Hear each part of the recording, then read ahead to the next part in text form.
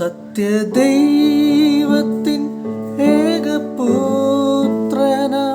നിന്നിൽ വിശ്വസിക്കുന്നു ഞാൻ. വരും കാലമൊക്കെയും നിൻ കൃപ വരങ്ങൾ ചൊരികയെന്നിൽ. വരും കാലമൊക്കെയും നിൻ കൃപ വരങ്ങൾ ചൊരികയെന്നിൽ. സുഭാഷിതം യെശയ്യാപ്രവചനം 7:9 അവസാന ഭാഗം. നിങ്ങൾക്ക് വിശ്വാസമില്ലെങ്കിൽ സ്ഥിരവാസവുമില്ല. 7-ാം അധ്യായത്തിന്റെ പശ്ചാത്തലം 1-ാം വാക്യത്തിൽ തന്നെ എഴുതിയിരിക്കുന്നു. ദൈവത്തിന്റെ സ്വന്തം ജനമായ ഇസ്രായേൽ പാപം ചെയ്ത് അന്യ ദൈവങ്ങളെ സേവിച്ച് ജീവിച്ചതുകൊണ്ട് ശലോമോൻ രാജാവിന്റെ മകനായ രഹബെയാമിന്റെ കാലത്ത് രാജ്യം 2ആയി വിഭജിക്കപ്പെട്ടു. യഹൂദ രാജ്യമെന്നും ഇസ്രായേൽ രാജ്യമെന്നും. യഹൂദ രാജാവായിരുന്ന ആഹാസിന്റെ കാലത്ത് ഇസ്രായേൽ രാജാവും അരാമ്യരുടെ രാജാവും ചേർന്ന് യഹൂദ രാജാവിനോട് യുദ്ധത്തിന് വന്നു. യഹൂദയിലെ രാജാവായ ആഹാസും അവന്റെ ജനവും ഭയചകിതരായി. എന്നാൽ കരുണാസമ്പന്നനായ ദൈവം യെശയ്യാവിൽ കൂടെ യഹൂദ രാജാവായ ആഹാസിന് പ്രത്യാശയുടെയും ഉറപ്പിന്റെയും സന്ദേശം അയക്കുന്നു. ഈ സഖ്യശക്തികൾ യഹൂദയെ ആക്രമിക്കുന്നതിൽ വിജയിക്കുകയില്ല എന്നതാണ് യെശയ്യാവിലൂടെ ദൈവത്തിന്റെ സന്ദേശം അറിയിച്ചത്. ദൈവത്തിന്റെ വാഗ്ദാനങ്ങളിൽ വിശ്വസിക്കുവാനുള്ള ആഹ്വാനമാണ് നാം വായിച്ച വാക്യം. If you will not believe, surely you shall not be established. അന്ന് യെരുശലേമിലുണ്ടായിരുന്ന യഹൂദ ജനങ്ങൾക്ക് വേണ്ടി മാത്രമല്ല ഈ വാക്കുകൾ പരിശുദ്ധാത്മാവ് രേഖപ്പെടുത്തിയിരിക്കുന്നത്.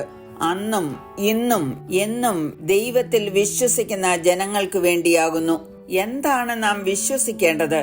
എബ്രായർ 11:6 പറയുന്നത്, എന്നാൽ വിശ്വാസം കൂടാതെ ദൈവത്തെ പ്രസാദിപ്പിക്കാൻ കഴിയുന്നതല്ല. ദൈവത്തിന്റെ അടുക്കൽ വരുന്നവൻ ദൈവം ഉണ്ട് എന്നും തന്നെ അന്വേഷിക്കുന്നവർക്ക് പ്രതിഫലം കൊടുക്കുന്നു എന്നും വിശ്വസിക്കേണ്ടതല്ലോ. നാം വിശ്വസിക്കേണ്ടത് നമ്മെ സൃഷ്ടിച്ചവനും അഖിലാണ്ടത്തിന്റെ ഉടയവനുമായ സർവജ്ഞാനിയും സർവശക്തനും സർവവ്യാപിയും നിത്യനുമായ ദൈവത്തെയാകുന്നു. ഈ ദൈവം നമ്മോട് കൂടെയുണ്ട്. അത് നമുക്ക് എങ്ങനെ അറിയാം? 1 യോഹന്നാൻ 5:10 പറയുന്നു, യേശുവിനെ ക്രിസ്തു എന്ന് വിശ്വസിക്കുന്നവനെല്ലാം ദൈവത്തിൽ നിന്ന് ജനിച്ചിരിക്കുന്നു. മാതാപിതാക്കളിൽ നിന്ന് ജനിക്കുമ്പോഴാണല്ലോ നാം മക്കളായി തീരുന്നത്. അതുകൊണ്ട് ദൈവത്തിൽ നിന്ന് ജനിച്ചിരിക്കുന്ന നാം ഓരോരുത്തരും ദൈവത്തിന്റെ മക്കളാകുന്നു എന്നുള്ളതിന് സംശയമില്ല. നിങ്ങൾക്ക് വിശ്വാസമില്ലെങ്കിൽ സ്ഥിരവാസമില്ല എന്നല്ലേ യെശയ്യാവ് പറഞ്ഞിരിക്കുന്നത്. ലോകത്തിൽ നാം പരാജയപ്പെടുകയില്ല, കാരണം നമുക്ക് ദൈവത്തിൽ വിശ്വാസമുണ്ട്. വീണ്ടും യോഹന്നാൻ പറഞ്ഞിരിക്കുന്നത്, ദൈവത്തിൽ നിന്ന് ജനിച്ചതൊക്കെയും ലോകത്തെ ജയിക്കുന്നു. ലോകത്തെ ജയിച്ച ജയമോ നമ്മുടെ വിശ്വാസം തന്നെ.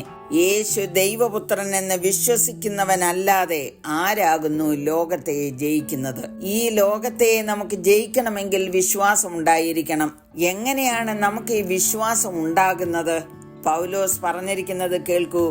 ആകയാൽ വിശ്വാസം കേൾവിയാലും കേൾവി ക്രിസ്തുവിന്റെ വചനത്താലും വരുന്നു.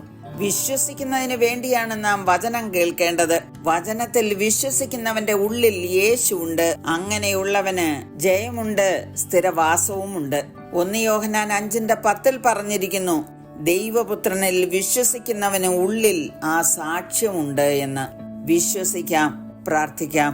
കരുണയുള്ള പിതാവേ, അങ്ങയുടെ പുത്രനായ യേശു ക്രിസ്തുവിൽ വിശ്വസിപ്പാനും ഈ ലോകത്തെ ജയിച്ച് സ്ഥിരവാസം ലഭിപ്പാനും അടിയങ്ങൾക്കിടയാക്കണമേ എന്ന് യേശു ക്രിസ്തുവിന്റെ നാമത്തിൽ അപേക്ഷിക്കുന്നു.